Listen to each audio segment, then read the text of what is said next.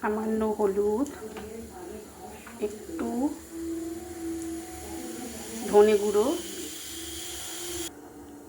একটু লঙ্কা গুঁড়ো,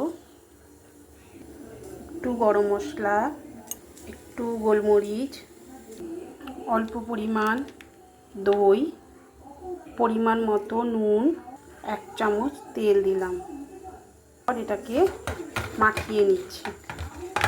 এভাবে মাখিয়ে কিছুক্ষণ রেখে দিচ্ছি। একটু তেল দিলাম, তেলটা গরম হয়ে গেছে। আমি একটা ছোট সাইজের পেঁয়াজ এবং 2টো লঙ্কাকে কুচিয়ে দিলাম।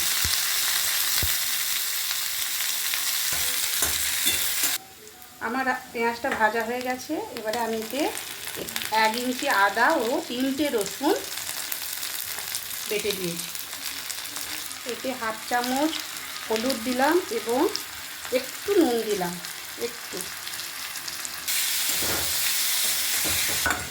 আমার মশলাটা কষা হয়ে গেছে। এবারে আমি মাখানো মাংসগুলো দিয়ে দিচ্ছি।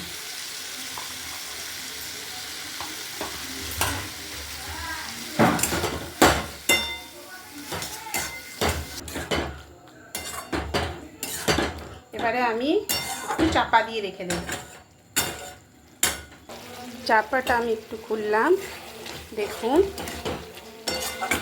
কেমন হয়েছে। আবার একটু চাপা লাগিয়ে দেব। সামান্য একটু কস্তুরি মেথি দিয়ে দেব আর একটু জল দেব।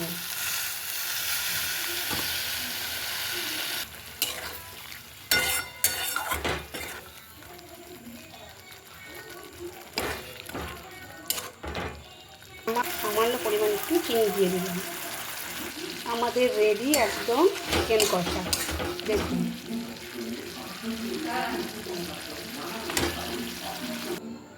আমাদের রেডি আজকের চিকেন কষা।